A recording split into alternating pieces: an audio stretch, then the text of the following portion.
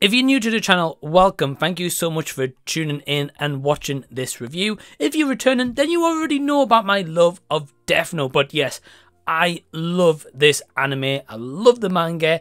And at the London Palladium for 2 nights only before going on for a lyric performance, I got to see Death Note, the musical. That is the back cover as well. We're going to go all into that. But what did I think of this anime, which is my favorite ever anime of all time, produced as a musical? Well, I'm happy to say, for most part, it is pretty darn awesome. Let's get into my thoughts.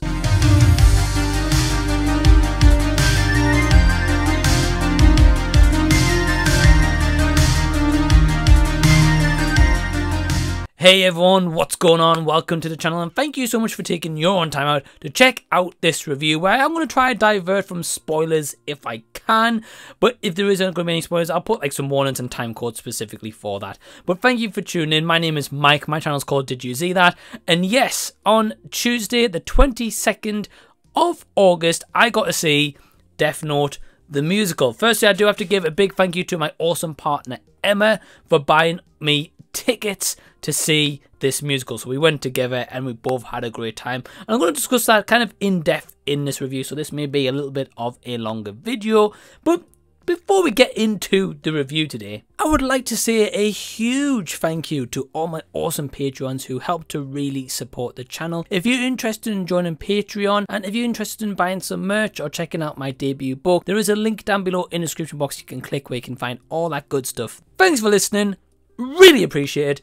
Now let's get onto my thoughts of this musical. So firstly, I think the most important thing to talk about is kind of also to get out the way so I can kind of reference this as I talk, is to talk about the director, the choreography, the music and the cast. So let's quickly go through that. Director and choreographer is Nick Winston. Music by Frank Wildhorn. Now cast include names such as Joaquin Pedro Valdez, Dean John Wilson, Adam Pascal, Amy Atkinson. And yeah, if you don't know the story of Death Note, without again giving away too many spoilers, basically focuses on Light Yagami, who finds a Death Note, and if he can write that name in a Death Note, and that person will die. So while this all starts to happen, we've got our really special kind of detective agent here, L, who is only ever assigned to extreme kind of cases and cases that he wants to take on, thinks that this isn't an unlikely coincidence of all these murders, so he looks to take it on board to catch this killer who is called Kira, and it's basically a battle of wits between the two. Going into the musical itself, I will be completely and utterly honest. As I mentioned before, this is an anime that I am absolutely obsessed with. It's my favourite anime ever. I am in the process of at some point of getting a tattoo of Death Note on my leg, like a full leg covering. So this is how big of a fan I am on the anime. So when I heard the musical announced, I was very excited, but I was also very nervous. I was like, how are they going to make this a musical? How are they going to tie those musical numbers into the story? Which direction are they going to take? Are they going to follow the anime? Are they going to follow the kind of the extended manga? Are they going to evolve kind of from like the live action movies, whether it's the Japanese or kind of the Americanized one? Like, what route are they actually going to take? Are they going to go on their own spin? And after seeing the musical, for the most part, I think that this musical is pretty darn awesome. I think they do a really good job, firstly with the direction, because they do have this as, you know, definitely a tribute to the anime and manga, of course, but they do kind of take their own route, and they have the story that we all know and all love, and they kind of follow that formula, but they certainly change things here and there and go in a kind of different, fresh route to an extent. So it is something that is unique to the musical experience. So you could definitely appreciate Nick Winston for doing that and directing that and kind of coming up with that kind of like story beat. So definitely really appreciate that. The music by Frank Wildhorn is also fantastic. I think the music is definitely one of the best aspects of this musical. Of course, being a musical, it has to be, but I think Frank Wildhorn pretty much knocks it out of the park. Whether the songs are really like high tempoed or whether it is like a slower, softer kind of tune that we get sometimes with like Misa or like Rem, for example, I think the numbers work well for how well and the derivative it's bringing into the story, because some of the musical numbers are explaining some parts of what's happening in the story or what is happened, or kind of like this feeling of love, and maybe Rem not really understanding that to an extent, or starting to slowly realize about that, of course, being a Shinigami. So it's very interesting, the musical options they go with. There is some beats where I was kind of like, it's like stomping my feet, kind of like feeling the beat, so to say. And for that, I was really over the moon. I was like, wow, okay, that's cool. I'm on board. I like this song maybe more than a couple of others, but hey, you know, it's definitely diverse. If everyone's going to have their kind of like favorite songs as well. One of mine was just kind of like a simple one where they just chant Kira, kind of like that. I can't sing, guys, I'm sorry. But they chant that in a very, it was very catchy. I kind of like walked out of this chanting that exact same thing.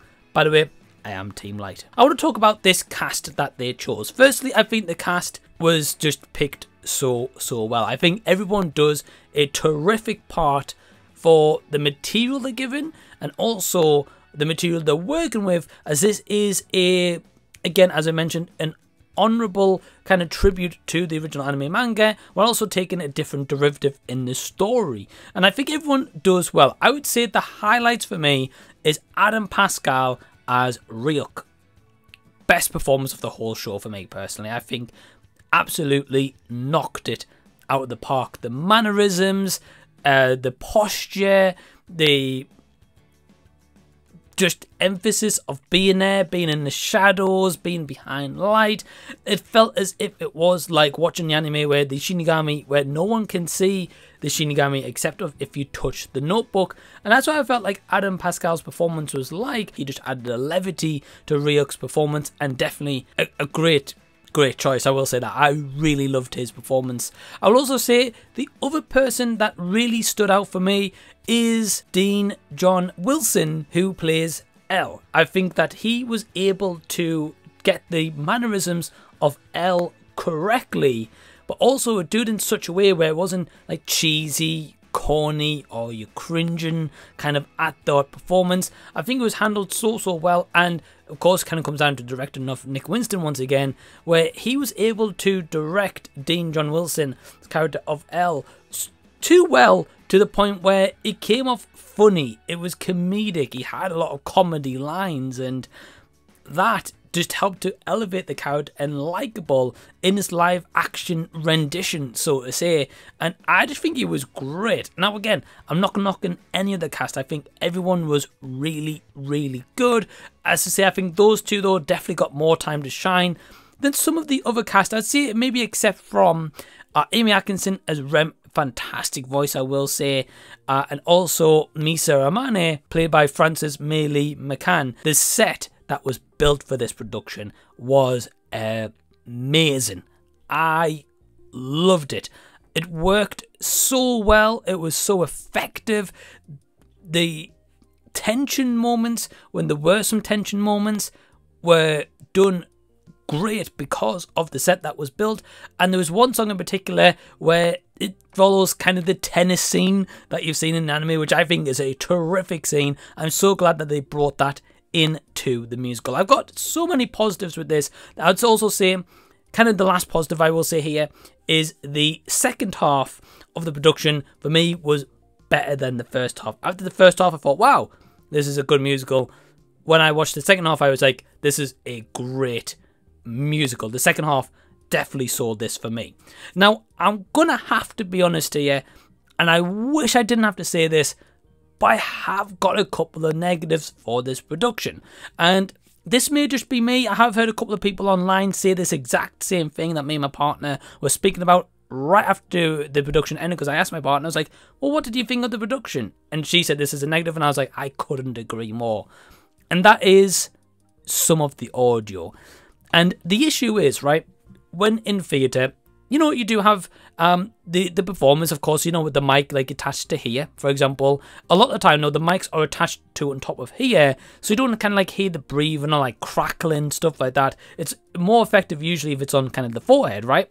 With this production, it was one of those where it's here, and there was a couple of times where when Rem started singing one of the songs, and fair play to Amy Atkinson for kind of adjusting the mic and sorted it, but you could hear the crackling, or the music that was being played was louder than the actual cast and ensemble singing, which is also quite pivotal because it also was explaining what's happening in the story that they couldn't show, but they were singing it instead. So the audio issues, I think, it did kind of distract a little bit, because not to say that it took me completely out the moment, it didn't, but there was times where I had to try like listen intently, because again, the audio, the music that was playing was louder than them actually singing, or the mics, because of the issue. For example, say like Ryuk had a line, or like Light had a line like a couple of times. Joaquin Pedro Valdez, for example, had a line where the first word you could hardly hear whatsoever, the first two words, for like the mic claim clear so he could speak. And again, that is a negative for me, because that does kind of affect the performance, and that could have been avoided. And you got to think, this is only a 2-night show at the Palladium, and I think it was shown like twice a day, like a matinee and then the nighttime show where you went to see a matinee. And that is still a factor and an issue into this, because again, if you can't hear every word that's being said, if you can't hear it in the music, that is going to affect the performance, which I did find. And the other kind of last negative that I've got is, I appreciate this is a musical, don't get me wrong, of course you're going to expect more music than kind of words, I get that, but I do feel like there's 1 or 2 songs here that didn't need to be in here. I'm going to just be quite frank, and not to say that it takes away from the performance, because they sang them beautifully, the singing was great all around, but I felt as if we chopped away, say 1 or 2 3-minute songs, so like say that's an extra 6 minutes, we could have maybe had like an extra 6 minutes to kind of expand the story a little bit more, because I feel like with Joaquin Pedro Valdez, he does a good job as Light Yagami, but if you've seen the anime and manga, something happens along the lines where he, for a lot of people, becomes from quite a likable guy to really not a likable guy. And I felt like throughout the musical, it never really got to that point where you wanted to hate the character. Now, don't get me wrong, I really like the character as Team Light, but just as a general negative here is he wasn't given enough time to have people really like hate him and go against him, and kind of like that bitterness that you feel in the anime, and that hatred and kind of dislike for the character.